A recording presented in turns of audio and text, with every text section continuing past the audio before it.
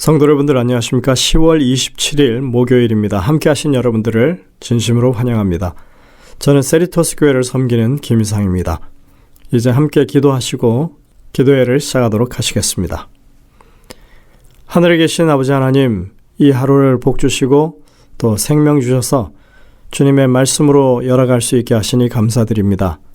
저희들에게 참으로 지혜를 허락하시고 성령의 인도하심이 늘 함께 하셔서 말씀 가운데 드러난 하나님의 뜻을 바르게 살필 수 있도록 도와주시고 말씀대로 행할 수 있는 그런 믿음을 가질 수 있게 인도하여 주옵소서. 오늘도 주님 앞에 무릎 꿇어 소원을 아뢰는 주의 백성들 그 모든 탄원에 귀 기울여 주시고 하나님의 권능의 손길이 오늘도 우리와 함께하고 있으며 주님의 크신 사랑이 우리를 덮고 계심을 다시 한번 확인하게 하시며 그래서 늘 우리의 삶이 주님 안에서 얻는 평강으로 만족한 삶이 되게 인도하여 주옵소서. 질병의 고통 가운데 있는 주의 백성들을 불쌍히 여기시고 주님께서 친히 어루만져 그 모든 아픔이 사라질 수 있도록 도와주시고 그 연약한 부분이 온전해질 수 있도록 주님의 은혜를 입혀 주시옵소서. 이제 성령께서 우리의 심령마다 함께 하시고 주의 말씀 가운데 우리를 향하신 참 뜻을 분명하게 깨우치고 알 수 있도록 이끌어 주시옵기를 예수님의 이름으로 간절히 기도드립니다. 아멘. 오늘은 목요일 나사로의 부활에 대해서 저희들이 살펴보도록 하겠습니다. 아마도 성경의 부활 기사 중에 나사로의 부활이 가장 많이 회자되는 이야기이라고 생각이 됩니다. 모세의 부활은 사실 구약 성경에는 기록이 없고 신약에 와서 유다서에 기록된 것을 통해서 우리가 확인할 수 있죠. 구약의 사르밧 과부, 수넴 여인의 아들들은 모두 연령대가 소년 또는 어린 아이였습니다. 그리고 나인성 과부의 아들도 젊은 청년, 야이로의 딸은 12살 소녀였습니다. 그리고 이들은 모두 죽은 지 얼마 되지 않은 시간에 부활을 했습니다. 하지만 나사로는 완전한 성인이었고 죽은 지 나흘이나 지난 그런 상황이었습니다. 누가 보아도 부활을 기대한다는 것이 참 어려운 그런 상태였습니다. 나아가서 나사로의 부활은 주님의 죽으심과 부활 사건 직전에 일어났기 때문에 그것과 연결된 독특한 사건이라고 할 것입니다. 오늘 우리는 나사로의 부활을 더듬어 보면서 그 사건의 의미를 생각해 보려 합니다. 먼저 요한복음 11장부터 44절의 내용을 여러분들이 함께 읽어보시면 좋겠습니다. 저희는 본문을 다 읽지는 않겠습니다. 이 본문 중에는 예수님께서 나사로의 병과 죽음을 통해서 영광을 받으실 것이라는 말씀이 나옵니다. 예수님은 나사로가 병들었다는 전가를 받은 이후에 이렇게 말씀하시죠. 11장 4절입니다. 이 병은 죽을 병이 아니라 하나님의 영광을 위하며 하나님의 아들이 이로 말미암아 영광을 받게 하려 함이라 하시더라. 죽을 병이 아니라고요.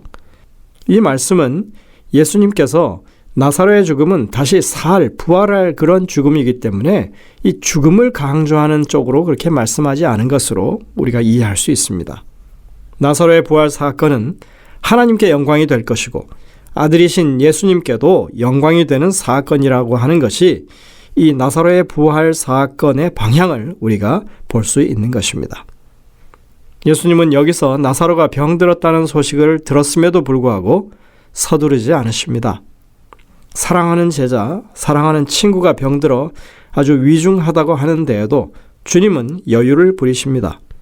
6절에 보면 이렇게 말합니다. 나사로가 병들었다함을 들으시고 그 계시던 곳에 이틀을 더 유하시고 했습니다. 예수님은 사람이 죽어가고 있다고 하는데도 급한 게 없으십니다. 이틀이라고 하는 시간을 지체하시죠. 우리가 어제 봤듯이 예수님은 야이로의 딸을 고치러 가는 와중에도 지체하셨던 것을 볼 수 있습니다. 우리가 예수님이 그 제자들과 나눈 대화를 살펴보면 예수님이 당시에 유대로 내려간다고 하는 것이 매우 위험한 상황이었다고 하는 것을 알 수 있습니다. 유대인들이 작정하고 예수님을 죽이려 하는 분위기가 있었다는 것이죠. 아마도 제자들은 예수님이 이틀을 지체하신 것이 그 이유 때문이 아닐까 그렇게 생각했던 것으로 보입니다. 그러다가 나사로가 죽었다고 하는 소식이 들려오자 주님은 갑자기 유대로 내려가겠다고 하십니다. 마치 나사로가 죽은 다음에 움직이려고 하신 것처럼 그렇게 보여지는 것입니다. 여러분들이 요한복음 11장에 나오는 제자들과 예수님의 대화를 가만히 살펴보면 어떤 정황을 알 수 있는 그런 대목들이 있습니다. 이틀이 지난 다음에 예수님은 유대로 가자 하십니다. 제자들이 위험한데 왜 갑니까? 하고 되묻자 그제서야 예수님이 내 친구 나사로가 잠들었으니 내가 깨우러 가야지 이렇게 하십니다. 여기에서도 마찬가지로 예수님은 죽음을 잠으로 비유하시죠. 죽음을 잠이라고 하는 것은 깨어날 것을 전제로 하기 때문입니다. 그런데 이 상황에서 제자들이 다시 말합니다. 주님, 잠들었으면 좋겠습니다. 여러분들, 나사로의 죽음에 대해서 제자들이 알지 못했다면 이런 말 할 수가 없겠죠. 나사로가 죽었대요? 이렇게 하는 게 당연합니다. 그러나 제자들은 지금 나사로가 잠들다니요. 잠들었으면 좋게요? 이렇게 한 것입니다. 누군가로부터 나사로가 죽었다고 하는 얘기를 전해 들었습니다. 예수님도 제자도 모두 그의 죽음을 인지하고 있다고 하는 것입니다. 그리고 요한은 이 정황에 대해서 자세한 설명을 덧붙이고 있습니다. 13절부터 보시기 바랍니다. 요한의 설명입니다. 예수는 그의 죽음을 가리켜 말씀하신 것이나 잠잔다고 하는 것, 그들은 잠들어 쉬는 것을 가리켜 말씀하심인 줄 생각하는지라. 이에 예수께서 밝히 이르시되 나사로가 죽었느니라. 24절까지 이렇게 되어 있죠. 누군가가 예수님께서 문자 그대로 잠을 잔다고 말씀하신 것으로 생각했을 때 예수님께서는 자신이 했던 그 말의 의미를 아주 분명하게 설명하십니다. 나사로가 죽었다. 내가 깨우러 가노라. 죽음이 잠이라 비유하신 것을 그렇게 분명하게 부연 설명하고 있는 것입니다. 주님이 지금 의도하시는 것이 무엇인지, 목적이 무엇인지, 왜 이런 말씀을 하신 것인지, 왜 지체하신 것인지 우리는 이런 대화의 내용 가운데서 그것을 알 수 있습니다. 15절에 이렇게 말씀하십니다. 내가 거기 있지 아니한 것을 너희를 위하여 기뻐하노니 이는 너희로 믿게 하려 함이라. 그러나 그에게로 가자 하시니 이렇게 기록되어 있습니다. 이게 무슨 의미입니까? 나사로가 죽을 때 거기 계시지 않는 것이 기쁨이 된다는 것이 무슨 말입니까? 주님의 말씀의 요지는 이것입니다. 나사로가 죽었고 주님이 부활시키실 것인데 그가 죽어갈 때 주님이 그곳에 있지 않은 것이 나중에 제자들이 부활하는 모습을 보고 부활을 믿게 될 것이니까 나사로의 죽음이 오히려 잘된 일이다 이렇게 말씀하고 있는 것입니다. 그렇다면 예수님께서 일부러 나사로가 죽기까지 이틀을 그렇게 연장하시고 지체하셨을까요? 우리는 요한복음 11장 내용을 잘 살펴봐야 합니다. 나사로가 중병에 들어서 마리아와 마르다가 사람을 보내서 기별을 전하죠. 예수님이 계신 곳이 유대지방을 벗어난 지역임이 분명합니다. 그렇죠? 주로 갈릴리 지역에 계셨으니까 적어도 하루는 걸릴 것입니다. 그러나 사람을 보낸 지 하루도 채 지나지 않아서 나사로가 죽습니다. 그리고 또 사람을 보낸 것이 분명합니다. 예수님은 먼저 온 기별자로부터 병 걸렸다는 소식을 들었고 이틀을 더 머물렀다고 했으니까 첫 기별자의 소식을 들은 후에 다음 날이나 혹은 그 다음 날에 나사로가 죽었다는 소식을 들었다고 볼 수 있습니다. 예수님의 일행이 나중에 베다니에 왔을 때가 죽은 지 이미 나흘이 지나서 장사가 끝났다고 했으니까 예수님은 나사로의 부음을 듣고 베다니로 바로 출발했음이 분명합니다. 이러한 정황을 미루어 볼 때 예수님이 일부러 나사로가 죽기를 기다렸다가 내려오신 것이 아님은 분명한 것입니다. 그래서 나사로가 죽을 때 그곳에 주님이 계시지 않은 것이 모든 상황을 고려할 때 그것이 그 나사로의 부활을 보고 부활을 믿게 될 제자들의 이 상황을 고려해서 그것이 그 제자들이 부활에 대한 확신을 가질 수 있게 해주는 사건이 될 테니까 그것이 오히려 잘 되었다 이렇게 말씀하신 것이라고 할 수 있습니다. 게다가 주님은 나사로의 부활이 하나님의 영광을 드러내고 예수님 자신의 게다가 주님은 나사로의 부활이 하나님의 영광을 드러내고 예수님 자신을 영화롭게 할 사건이라는 것을 말씀합니다. 나사로의 부활은 그저 한 인간의 부활 사건으로 그치는 것이 아니라 믿음이 연약했던 제자들에게 예수님의 죽으심과 부활에 대한 좋은 믿음의 근거가 되었던 것입니다. 이미 언급했듯이 예수님이 베다니에 도착하셨을 때 나사로는 이미 죽은 지 나흘째였습니다. 그리고 그의 시체는 무덤 속에서 썩어가고 있었습니다. 시체가 악취가 날 정도로 나사로의 죽음은 불가역적인 상황이었습니다. 그럼에도 불구하고 이어지는 이야기에서 예수님은 마르다에게 내 오라비가 다시 살아나리라 이렇게 말씀하시죠. 예수님은 제자들에게 그랬던 것과 마찬가지로 그 여동생들에게도 부활에 대한 믿음을 계속해서 말씀하고 계시고 강조하십니다. 예수님이 마리아에게 나사로가 다시 살 것이라고 말했을 때 마리아는 최종적으로 마지막에 있을 부활에 관한 그녀의 믿음을 말합니다. 그때 분명히 우리 오빠가 부활할 걸 믿습니다. 그러나 예수님께서는 다음과 같이 말씀하십니다. 나는 부활이요 생명이니 나를 믿는 자는 죽어도 살겠고 무릇 살아서 나를 믿는 자는 영원히 죽지 아니하리니 이것을 내가 믿느냐?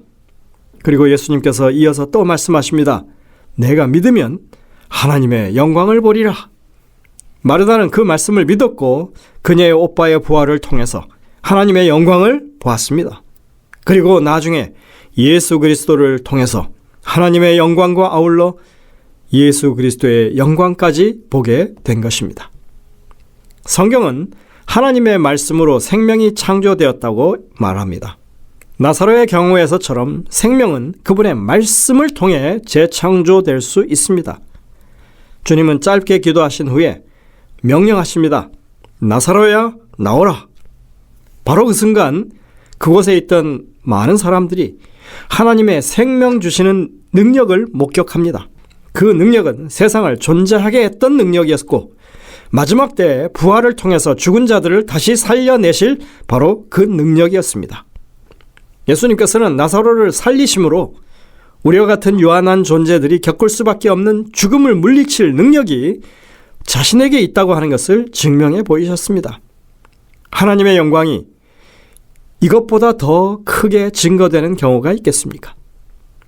주님은 요한복음 11장 25절 26절에 나는 부활이요 생명이니 나를 믿는 자는 죽어도 살겠고 살아서 나를 믿는 자는 영생토록 죽지 아니하리라.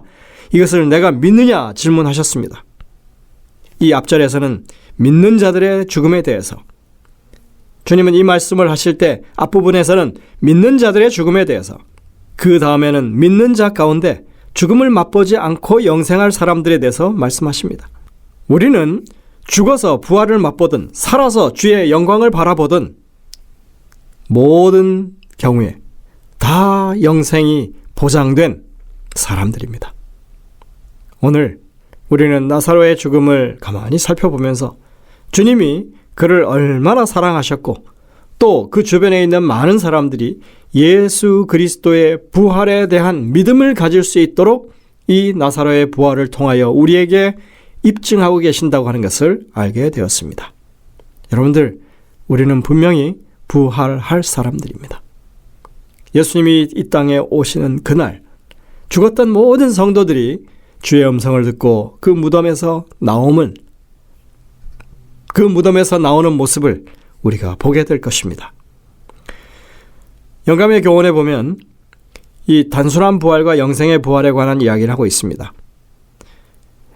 예수님의 봉사 기간 동안 예수님께서는 죽은 자를 살리셨다.